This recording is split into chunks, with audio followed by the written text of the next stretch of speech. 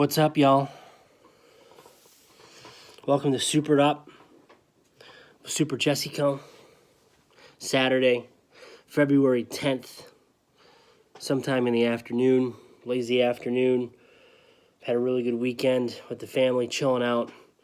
Going back to the roots today. You're going to get a little intro, just a little intro, a prelude of what Super Jessico is all about. It all stems down to the homemade wine, Super Jessico. Earlier today, popped a bottle of the 2016 Cabernet Sauvignon from Washington State. Every great wine, every bad wine has a story. So we're going to get into a little bit today. Give you a little intro on the Super Jessico wines. 2016 was vintage number 8. 17 was 9. And this year we're doing 10. Sorry, a little math there. Just got to keep things, circulating in the brain. So we're going to get into 2016 Washington Cabernet. Sourced from a legit source. No label yet. Still working on those, especially the past few vintages. Getting these from a supplier, actually on the south side of Beverly. Give a shout out to my boys over at Bevart. Been working with them for many years. Really good people. Bringing in some really good fruit. However, a little expensive, man. So this batch, along with the past few prior, the 2015, the 14. The 13 was another outfit. A lot of fun here. Definitely started breaking up the cherry on these vintages for sure. But we're talking 2016 100% Cabernet Sauvignon, Washington State. No single vineyard bullshit. This is just legit farmed co-op fruit. Came in nice and sound, and don't remember the bricks offhand and all that shit. But we're not gonna geek out on that. We're just gonna taste and get a little intro action going on here. Fuck, man, these wines are, these are New World wines made in about as old world as you can get. And basically from the 2016 on for sure, super natty. No sulfites added at all to this wine, even at the crush. They were brought in, obviously, via truck. Batches in the past I did sulfite just to kind of prevent any funky stuff from going on, which we had go on anyways. Every vintage tells a story. I actually partnered up with one of my good friends here in Chicago, my boy John Kersey. Give him a little shout out. Johnny Lambrusco came in. He had a partake in this along with the family. Had a lot of fun. Obviously, this wine was, like many of my reds, macerated. Primary fermentation went on super long. Everything's done outside or in the garage. Nothing's regulated. This Cabernet had a cap that went on for days, punched it down. It had insane extraction. Typically people don't extract, Cabernet because they don't need to because of its, tannins and profile to begin with the grape. But you know what? It is what it is. This is how Super Jessico does it. So we're getting supered up on 2016. When we get into this is New World Ripasso. There's no fucking question about it. It's raisiny, it's pruny, it's a little stemmy and seedy on the nose, sour cherry jam, huckleberry gastrique. This is fucking in your face. Washington Cab done as natty as, as possible could be, bringing in the grapes from the West Coast to the good old Midwest. Take a look at that hat real quick. You see what that says? It says Blessed Tequila. Amen. God bless tequila. That's my my very close second beverage next to wine and beer. Agave, baby. Tequila, it's where it's at. A little bit of dark chocolate, too.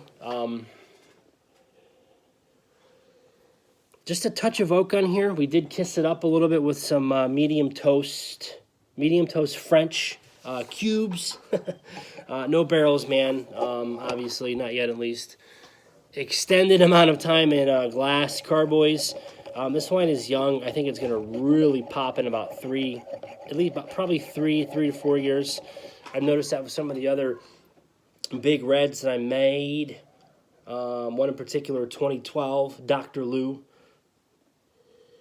We'll get into that soon, my boy James Tickle. Fruit roll-ups, man, like dark cherry fruit roll-ups. I mean, this is cool shit. This wine we had some issues with this wine too because it was just left to do its own thing in the garage. Had a big cap. I'd punch it down. We got the grapes in, I believe, end of September, beginning of October. Let's say first week of October.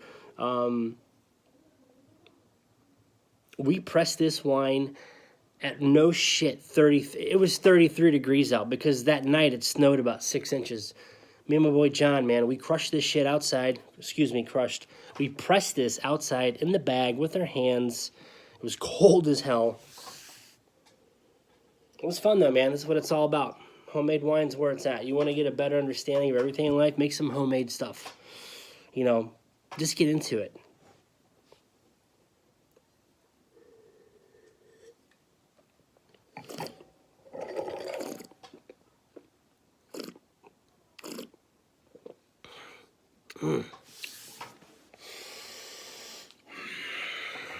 Wow.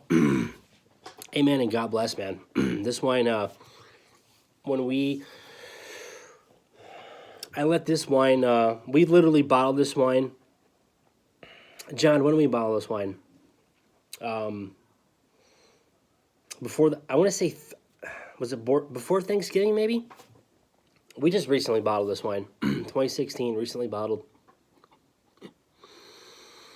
Was kind of scared upon bottling because this shit was kind of funky. It was a little, reductive, which happens in most natural wines. And, damn, this is coming around. I'm really excited about this. And it's been open all day, so it's got some good air in it.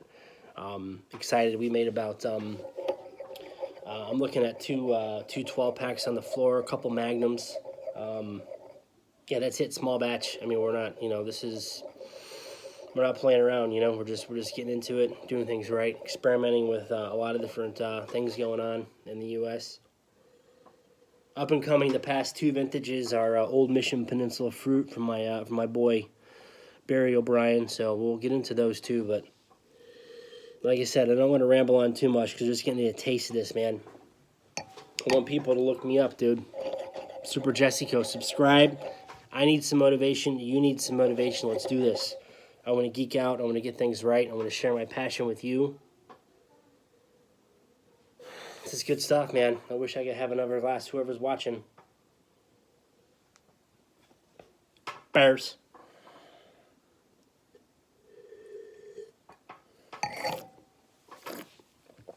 Dude, pumped. Fuck yeah. It's crazy, man. So we left this. This wine was so scary. It had some funk going on. I racked it. I don't even know how many times. Gave it a lot of oxygen, too, because it was funky. Definitely undrinkable. Early, let's see, it's 2019, February. It was, beginning of 2018, I was like, shit, what are we going to do with this? It's amazing what a little time does, a little bit of patience. Also, when you're messing around with glass, everything is it's restricted, it's confined.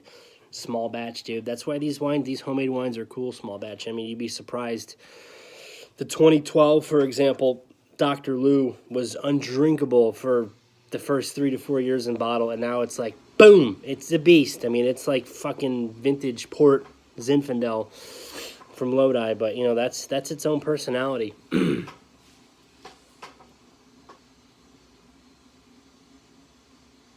Super Jessico, first vintage, 2010. Cantina Atrium West. Shout out to the old Atrium West gang. Southwest side of Chicago. Rest in peace, but still in the family. Bottled by Romano and Pompeii. I have three 750s of that left and one 375. I opened up a bottle last year. Don't have much going on with that as far as what's left, so it's cool. like I said, man, it's all about the story. So this is about respecting winemakers. You know, whether you're on, you know, grassroots, underground, getting just having fun with it, like Super Jessico, or even some of the big dogs that have built their brands and still do stuff legit. You got to respect it.